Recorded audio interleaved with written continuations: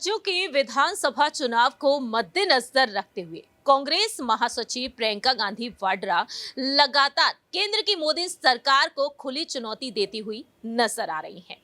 एक बार फिर से प्रियंका गांधी वाड्रा पहुंच गई मध्य प्रदेश और मध्य प्रदेश के भरे मन से उन्होंने साफ तौर पर कह दिया कि राज्य में अगर कांग्रेस की सरकार आ जाती है तो वह जनता के लिए क्या कुछ करके दिखाती है, मध्य प्रदेश में किस तरह से विकास होता हुआ नजर आएगा। नमस्कार, मैं प्रांशी राठौर और आप देख रहे हैं नेक्स्ट 9 न्यूज। दरअसल आपको बता दें कि महासचिव प्रियंका गांधी वाड्रा के साथ साथ कांग्रेस के राष्ट्रीय अध्यक्ष मल्लिकार्जुन खड़गे और कांग्रेस नेता राहुल गांधी भी मध्य प्रदेश का दौरा कर रहे हैं। ऐसे में वह देश के प्रधानमंत्री नरेंद्र मोदी के साथ साथ उद्योगपति गौतम अडानी पर सवाल खड़े कर रहे हैं, लेकिन दूसरी ही तरफ यहां पर राज्य की शिवराज सरकार को भी लपेटे में लेते हुए नजर आ रहे हैं। कांग्रेस ने यहां पर बेहद बड़ी चुनौती न सिर्फ सीएम शिवराज सिंह चौहान को दी है, बल्कि केंद्रीय मंत्री ज्योतिरादित्य सिंधिया को भी, जो एक वक्त कांग्रेस का हिस्सा हुआ करते थे।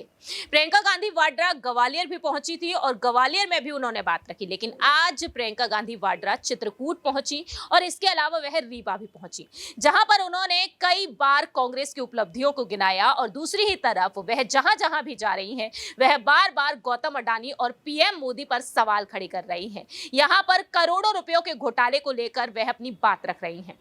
ऐसे में प्रियंका गांधी वाड्रा के द्वारा यहां पर कई दावे और कई वादे किए गए हैं। क्या यही दावे और वादे यहां पर मध्य प्रदेश में उन्हें जीत दिला पाएंगे? आखिरकार प्रियंका गांधी ने क्या कुछ कहा, सुनिए जरा। मुख्यमंत्री जी कहते हैं हम मामा हैं, तो बिल्कुल सही कहा आपने कि रिश्ता निभाने से बनता है, वरना कंस भी मामा थे।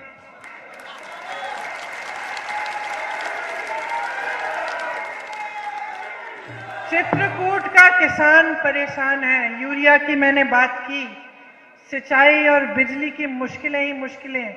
बिजली की बिलें इतनी ऊंची ऊंची आती हैं, कर्ज में आप डूबे हुए हैं।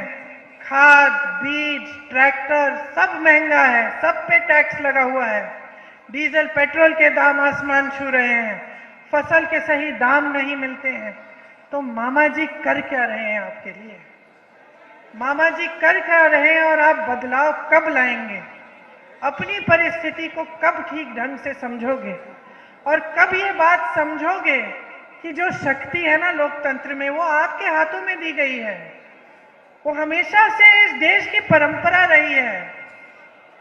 इस देश में ना उन नेताओं के प्रति श्रद्धा होती थी जो काम करते थे, जिनके दिलों में जनता के लिए करुणा थी, सेवा भाव था।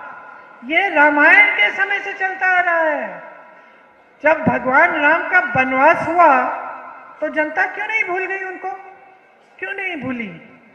जनता कह सकती थी कि चलो वनवास में चले गए हैं, अभी जो राजा है उन्हीं को पूजने लगते हैं, लेकिन नहीं किया ना ऐसे जनता ने। क्यों? क्योंकि हमारी पुरानी परंपरा है।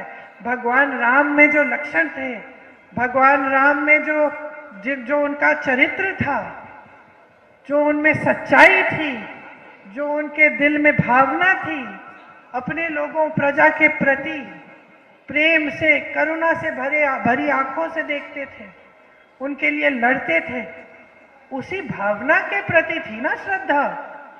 तभी जब भगवान राम वापस आए वनवास से तो जनता गदगद थी, खुशियां मनाई गई। और आप सोचो, ऐसी खुशियां जो आज भी हम मना रहे हैं, 2 दिन में हम वही खुशी मनाने जा रहे हैं कि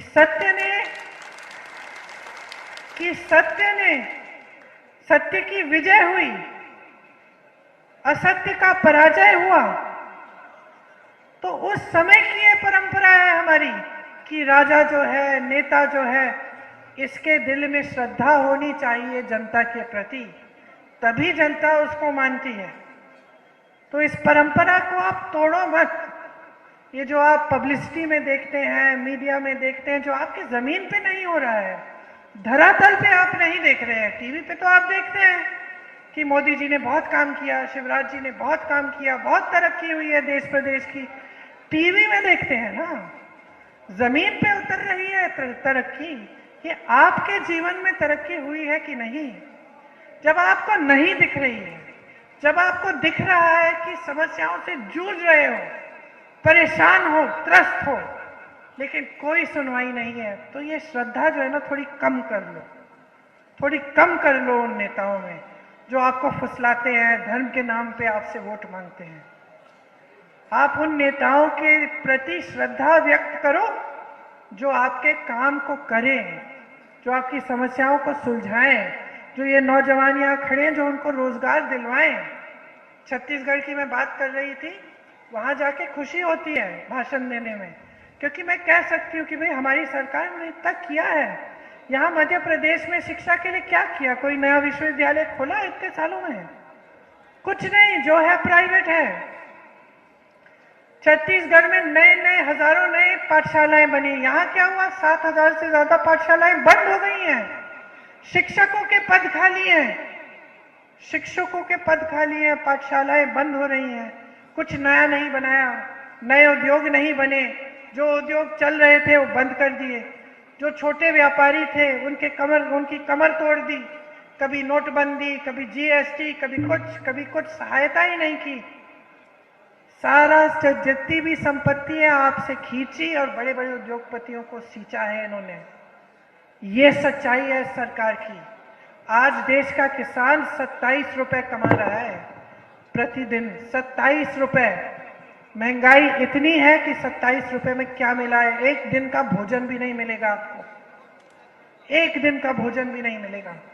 प्याज ही आपकी 100 रुपए में मिल रही है आज। मेरी बहनें दुकान जाती है, खाली हाथ वापस आती हैं। और मैं जानती हूँ बहनों, जिस दिन मजदूरी नहीं मिलती, जिस दिन दिहाड़ी नहीं मिलती, तुम ही भूखी रहती हो, सबको खिलाती हो जितना खिला सकती हो, भूखी तुम रहती हो, रात को खाली पेट तुम सोती हो। क्यों हो रहा है ये सब? महंगाई इतनी बढ़ा दी है, उद्योगपतियों के कर्ज माफ हो रहे हैं।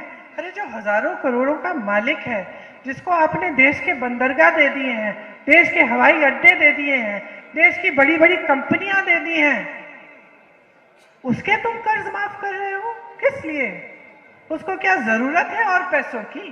वो 16,000 करोड़ रुपए एक इंसान अडानी कमा रहा है एक दिन में। बहनों और भाइयों, एक साल में नहीं, एक दिन में 16,000 करोड़ रुपए एक इंसान कमा रहा है। और तुम्हारे पेट में भूख है, तुम्हारे पेट में खाना नहीं जा रहा है क्योंकि तुम 27 रुपए एक दिन में कमा रहे हो। ये न्याय है?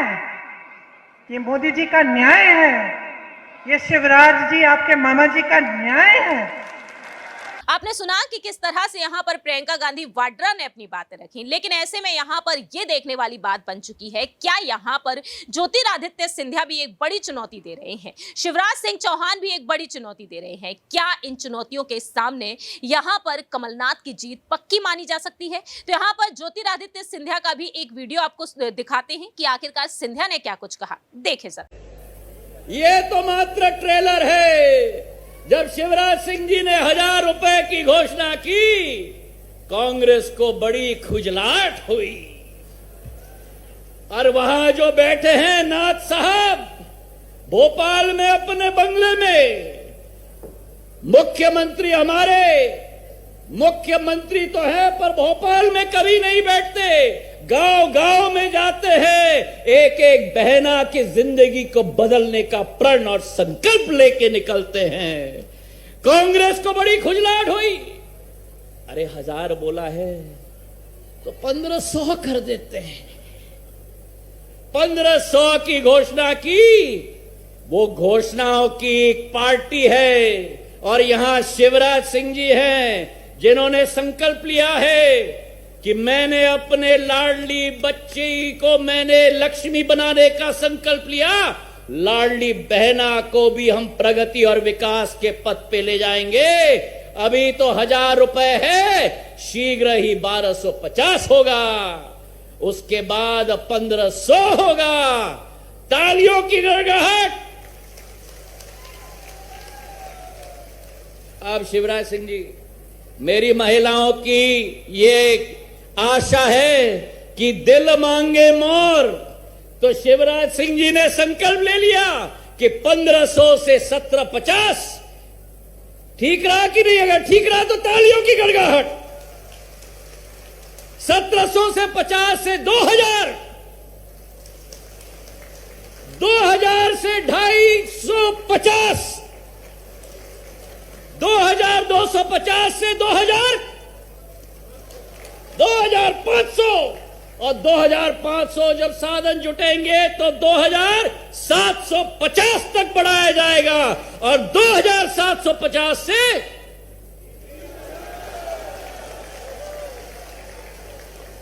तो असली मामा, असली भाई, असली बेटा भारतीय जनता पार्टी का नेता है मेरे भाइयों और बहनों। आपने सुना कि किस तरीके से यहाँ पर कांग्रेस और बीजेपी में सियासी घमासान जारी है। अब आने वाले दिनों में ये देखना होगा कि प्रियंका गांधी वाड्रा के ये तगड़े ऐलान क्या कमलनाथ को एक बार फिर से मुख्यमंत्री बना पाएंगे। कमलनाथ जो एक बार पहले भी मुख्यमंत्री बन चुके हैं, लेकिन महज 15 महीने जो उनकी सरकार चल पाई है। देखा गया कि सिंधिया यहाँ पर बगावती सुर अपनाते हुए नजर आए, बीजेपी में शामिल हुए अपने 22 समर्थकों के साथ और 15 महीने में कमलनाथ की सरकार गिर गई। ऐसे में यहां पर यह देखना होगा कि आने वाले दिनों में क्या कमलनाथ एक बार फिर से मुख्यमंत्री बन पाएंगे, क्योंकि राहुल गांधी कहते हैं साफ तौर पर कि 136 विधानसभा सीटों पर हमने कर्नाटक में जीत हासिल की, लेकिन 150 सीटें हम जीतेंगे मध्य प्रदेश में। अब देखना होगा कि यहां पर शिवराज सिंह चौहान भी साफ तौर पर कहते हुए नजर आए कि घमंड नहीं करना चाहिए। घमंड